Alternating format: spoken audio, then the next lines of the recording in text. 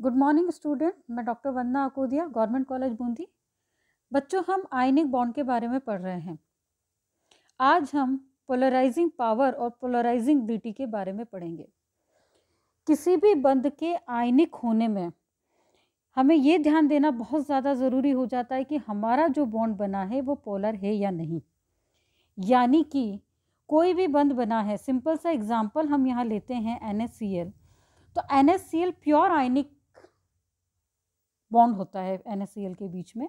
और वो क्यों होता है? क्योंकि जो सोडियम है इसका यदि हम इलेक्ट्रॉनिक कॉन्फ़िगरेशन देखें तो 1s2 2s2 2p6 और 3s1, यानी कि जिसका s ऑर्बिटल है 3s है, उसमें एक इलेक्ट्रॉन प्रेजेंट है। यदि वो इस इलेक्ट्रॉन को निकाल देता है तो क्या होगा? इलेक्ट्रॉन निकालने से हमें सोडियम आयन मिलेगा, और ये जो सोडियम आयन हमें मिलेगा वो क्या होगा? वो ज़्यादा स्टेबल होगा, क्योंकि इसने नियॉन का कॉन्फ़िगरेशन अब इसका हो गया है, यानी कि इसने अक्रिय गैस विन्यास को धारण कर लिया है।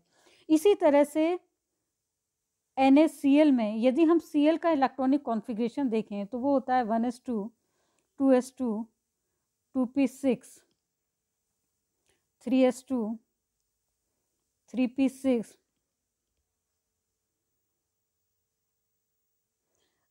Cl17 होता है, तो ये 18 हो गए। अब यहाँ आएंगे हमारे 5 इलेक्ट्रॉन, यानी कि p ऑर्बिटल में एक इलेक्ट्रॉन की कमी है। यदि सोडियम ने जो इलेक्ट्रॉन निकाला है वो यदि Cl ले ले, तो जो आपका आखिरी इलेक्ट्रॉन है वो लेने के बाद में वो भी इनर्ट गैस कॉन्फ़िगरेशन को ले लेता है। यानी कि यहाँ पर बनने वाला जो बॉन्ड है प्योरली आयनिक हो गया। लेकिन यदि हम HCl की बात करें तो HCl में क्या होता है कि यहाँ पर जो हाइड्रोजन है इसका 1s ऑर्बिटल है, उस Cl को एक इलेक्ट्रॉन दे दिया, मगर इन दोनों के बीच में जो बॉन्डिंग की जो शेयरिंग की वजह से जो बना है, दोनों ने एक एक इलेक्ट्रॉन दिया है, और उस एक इलेक्ट्रॉन की वजह से जो बॉन्ड बना है, कोवलेंट बॉन्ड बना है, उसके अंदर क्या है कि जो बॉन्ड है वो उसमें पोलराइजिंग है पावर होती है, यानी कि वो पोलराइज कर लेता है, और इसी वजह से उसमें सहसंयोजक गुण आ जाते हैं।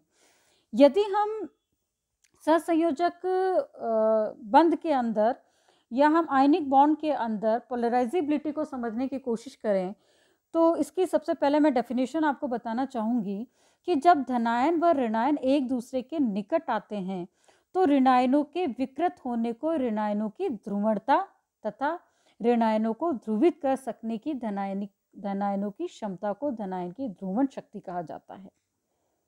अब यहाँ पे बच्चों दो टर्म आई है। पहली आई है हमारे पास ऋणायनों की ध्रुवणता, यानी कि अब ये ध्रुवणता क्यों होती है?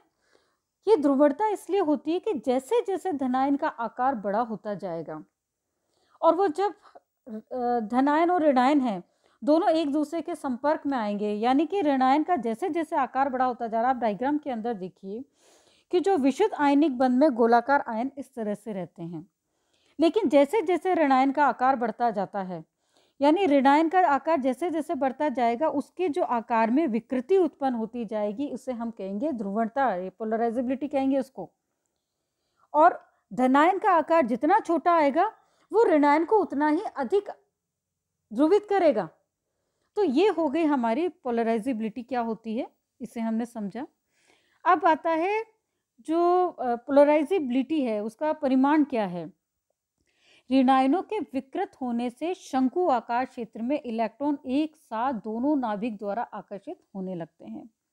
दूसरे शब्दों में हम कह सकते हैं कि इलेक्ट्रॉन नाभिकों के मध्य में आकर बंध में सहसंयोजित गुण को जन्म देते हैं, यानी कि अब जो आपका आयनिक बॉन्ड था पूरी तरह आयनिक न रहकर वह उसमें सहसंयोजी गुण आ गए हैं।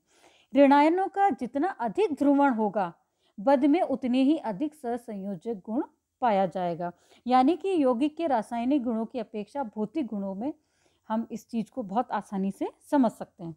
तो फर्स्ट हमने एग्जाम्पल लिया है गलनांक और क्वथनांक का। गलनांक क्वथनांक पे क्या इफेक्ट पड़ेगा पोलराइजेबिलिटी का, कि आयनिक यौगिकों के गलनांक व क्वथनांक उच्च होते हैं। इसके विपरीत जो सहसंयोजक पदार्थ होते हैं अधिकांश उनके जो गलनांक या क्वथनांक की हम बात करें, उनके मेल्टिंग और बॉइलिंग पॉइंट के, तो बहुत ज़्यादा लो होते हैं। अतः बहुत सारी ऐसी धातुओं के यौगिकों में ऋणायन की ध्रुवणता के फलस्वरूप उत्पन्न सहसंयोजक गुण उनके गलनांक तथा कथनांक पर भी प्रभाव डालते हैं।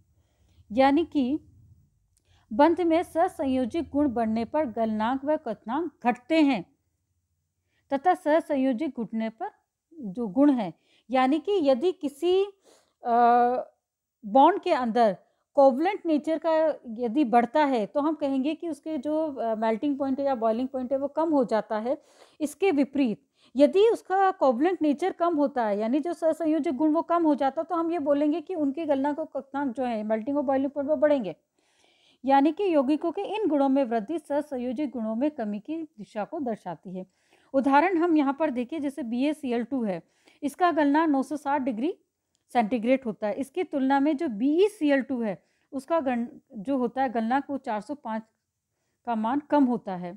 इसी तरह BeCl2 की अपेक्षा अधिक सहसंयोजक गुण है तथा क्लोराइड आयन अधिक ध्रुवण का संकेत देता है। अब यदि हम इनकी सॉल्युबिलिटी की बात करें तो लवणों की विलेयता एक अन्य महत्वपूर्ण गुण है जो ध्रुवण के प्रभाव द्वारा प्रभावित होती है। उदाहरण के लिए यदि हम सिल्वर हैलाइडों में Ag+ एक प्रबल ध्रुवीय शक्ति वाला धनायन होता है, यानी इसका आकार छोटा होता है और छोटे होने की वजह से ये बहुत ज़्यादा जो आपका ऋणायन है उसको पोलराइज कर लेता है तथा ऋणायन की ध्रुवीयता उनके आकार बढ़ने के साथ बढ़ती जाती है। यानी कि जैसे जैसे आकार बढ़ता जाएगा, मैंने आपको पहले भी बताया था, वैसे वैसे उनकी जो ध्रुवण शक्ति है वो क्या होगी, वो बढ़ती जाएगी। अतः यदि AgF मुख्यतः आयनिक है जो जल में विलय है, जबकि अनहैलाइड के सहसंयोजक गुण की मात्रा बढ़ने से ये जल में अल्प विलय हैं तथा AgCl से AgI तक घटती जाती है।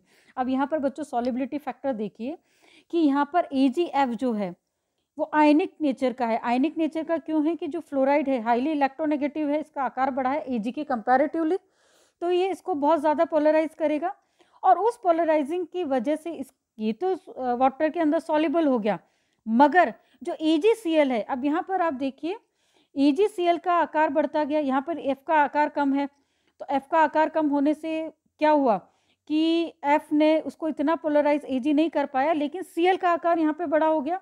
और यदि हम Ag का आकार देखें तो उससे भी बड़ा, यदि हम हैलोजन का देखें ClBrI, यानी कि ऊपर से नीचे जाने पर आयनिक त्रिज्या के मान में वृद्धि होती है। तो चूंकि इन्होंने एक इलेक्ट्रॉन ले लिया तो कंपैरेटिवली जो F है वो अपने उदासीन परमाणु से उसका आकार बड़ा है, मगर यदि हम कंपैरिजन करें Cl के साथ कंपैरिजन करें या Br के साथ करें या आयोडाइड के साथ करें तो ये जो आयन है फ्लोराइड आयन के कंपैरेटिवली इनका आकार बहुत ज़्यादा बड़ा होता है।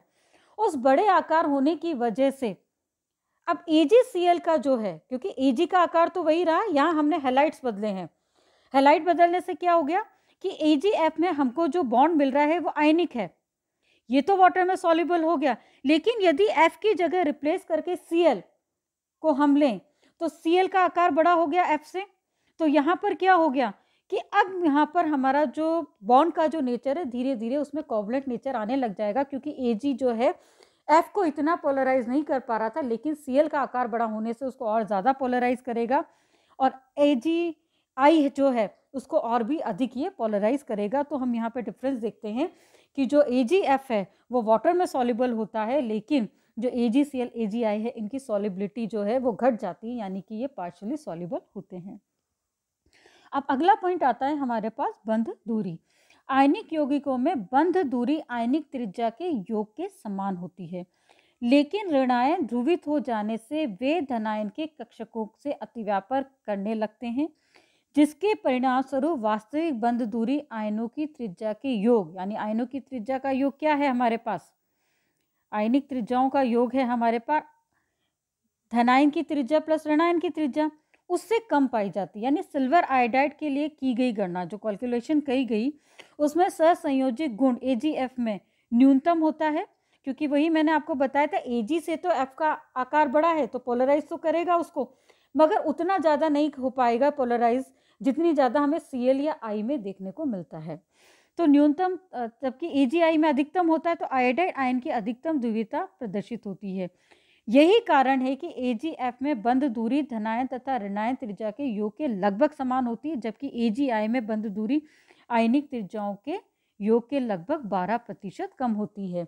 यानी कि यदि प्योर आयनिक हमारा यदि कंपाउंड है तो उसमें यदि हम धनायन और ऋणायन यानी कैटायन और एनायन दोनों की त्रिज्याओं का योग करेंगे तो हमें एक बंद दूरी जो मिलेगी बराबर मिलेगी। लेकिन यदि हम AgI की बात करें तो वहाँ पे हमें ये डिफरेंस देखने को मिलता है कि वहाँ पोलराइजेबिलिटी की वजह से क्या हुआ कि कोवलेंट कैरेक्टर आ गया बॉन्ड के अंदर, वो बॉन्ड आयनिक नहीं रहा। तो उस वजह से क्या हुआ कि अब जो आयनिक त्रिज्या की वजह से जो आयनिक त्रिज्या है उसमें 12% की हमें यहाँ पर कमी देखने को मिलती है। अब यदि हम इसका डिफरेंस देखें तो बच्चों आप यहाँ पर देखिए कि यदि AgF की बात करें तो वास्तविक जो बंद दूरी होती है 2.46 एंगस्ट्रॉम होती है। और यदि हम कैटायन और एनायन की यदि हम इसकी वो कैलकुलेट करें तो 2.48 होती है और जो बंद दूरी है उसमें जो कमी है 0.02 होती है। तो उसमें थोड़ा बहुत कोवलेंट नेचर आता है पर इतना ज़्यादा नहीं आता जितना ज़्यादा हमें नीचे देखने को मिलेगा। अब यदि हम AgCl की बात करें तो जो उसकी वास्तविक दूरी है 2.77 होनी चाहिए और सैद्धांतिक रूप से 2.96 होनी चाहिए। यानी कि जो डिफरेंस आया वो 0.19 का आया, यानी कि इतनी कमी आई है बंद दूरी में। इसी तरह से आप AgBr का एग्जाम्पल देखिए तो AgBr के केस में 2.89 वास्तविक हमारी बंद दूरी होनी चाहिए, बॉन्ड लेंथ होनी चाहिए, मगर 3.11 हम कैलकुलेट करें यदि हम कैटायन और एनायन से तो हमें इतनी मिलनी चाहिए। यानी कि इसमें जो डिफरेंस आता है हमारा बंद दूरी में या बॉन्ड लेंथ में वो 0.22 के करीब आ जाता है। इसी तरह से यदि हम AgI की बात करें तो जो उसकी वास्तविक दूरी है वो 2.81 है, जबकि यदि हम इसकी यदि हम कैटायन और एनायन की दोनों की यदि हम कैलकुलेट करें तो 3.20 आती है। यानी कि जो डिफरेंस आता है वो हमारा 0.39 हमें देखने को मिलता है। अब अगला जो इम्पॉर्टेंट पॉइंट है वो है हमारा कि क्षारीय मृदा धातुओं के कार्बोनेटों द्वारा स्थायित्व। यानी कि जो क्षारीय मृदा धातुएं हैं अब उनका जो कार्बोनेट है उनकी भी जो स्टेबिलिटी है वो किस पे डिपेंड कर रही है, वो डिपेंड कर रही है पोलराइजेबिलिटी पे। यानी कि कुछ रासायनिक अभिक्रियाओं की व्याख्या धनायनों की ध्रुवण शक्ति के आधार पर हम कर सकते हैं। उदाहरण के लिए यदि क्षारीय मृदा धातुओं के कार्बोनेटों में निम्न प्रकार अपघटित होने की प्रवृत्ति पाई जाती है। यानी कि यदि हम इनके कार्बाइडों को अपघटित करें तो जो कार्बोनेट M यहाँ पर आपका कोई भी मेटल हो सकता है क्षारीय मृदा धातुओं की, तो यहाँ पर MO प्लस कार्बन डाइऑक्साइड यहाँ से निकल जाएगी। यानी अभिक्रिया को सुगमता के बारे में कार्बोनेट के अपघटन ताप द्वारा पता चलता है। धनायन के आकार में वृद्धि के साथ कार्बोनेट के अपघटन की प्रवृत्ति घटती है। यानी कि सबसे छोटे बेरिलियम +2 आयन की ध्रुवण शक्ति इतनी अधिक होती है कि वह बड़े आकार के कार्बोनेट आयन को इतना अधिक ध्रुवित कर देता है कि जो बेरियम कार्बोनेट है वह O2- तथा CO2 में अपघटित हो जाता है, जिसके कारण यह अस्थायी हो जाता है।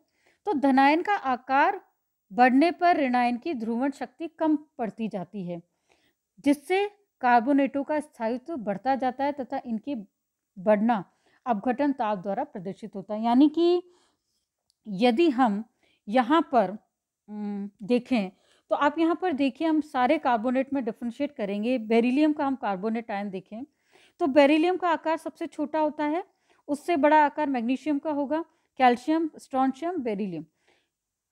अब आप यहाँ पर देखिए बेरिलियम का आकार छोटा है, अब यहाँ पर ये अस्थायी हो गया, लेकिन मैग्नीशियम कार्बोनेट जो है आपका मैग्नीज कार्बोनेट वो कंपैरेटिवली स्टेबल हो गया। इसी तरह कैल्शियम कार्बोनेट उससे ज़्यादा स्टेबल हो गया। इसी तरह स्ट्रोंशियम होगा। क्यों हो गया? क्योंकि बेरिलियम का आकार छोटा है, लेकिन जैसे जैसे हम यदि हम एक वर्ग में ऊपर से नीचे की तरफ जाते हैं तो वहाँ पर आकार में वृद्धि होती है। तो आकार में वृद्धि होने की वजह से क्या हो गया? कैटायन का आकार बड़ा हो गया। कैटायन का आकार बड़ा होने से वो अब उतनी तेजी से ध्रुवित नहीं कर पा रहा था जितना कि बेरिलियम कर पा रहा था। अब आयनों की जो ध्रुवण शक्ति है, वो ध्रुवणता है, उसका कुछ इंपॉर्टेंट पॉइंट है। फर्स्ट है आयनिक यौगिकों में पाया जाने वाला बंध 100% आयनिक नहीं होता है, वरन उनमें आंशिक सहसंयोजिक गुण पाया जाता है। वो अभी अपन ने डिस्कस किया था। सेकंड पॉइंट है किसी भी आयनिक बंध में पाए जाने वाले सहसंयोजिक गुण की प्रतिशतता बंधित आयनों की प्रकृति पर निर्भर करती है, यानी कि बॉन्ड कितना ज़्यादा कोवलेंट उसमें नेचर होगा, वो किस पे डिपेंड करेगा कि जो आयनों से मिलकर वो बंध बना है। थर्ड पॉइंट है, जब एक धनायन तथा ऋणायन एक दूसरे के समीप आते हैं तो प्रत्येक आयन का नाभिक दूसरे आयन के इलेक्ट्रॉनों को आकर्षित करता है, साथ ही इन आयनों के नाभिक एक दूसरे को प्रतिकर्षित करते हैं। तो एक छोटा धनायन बड़े ऋणायन के संपर्क में आता है तो ऋणायन के इलेक्ट्रॉन धनायन के छोटे आकार के कारण उनके नाभिक की ओर आकर्षित होने लगते हैं। फलतः जो आपका ऋणायन है उसका जो गोलाकार आकृति होती है वो डिस्टॉर्ट हो जाती है।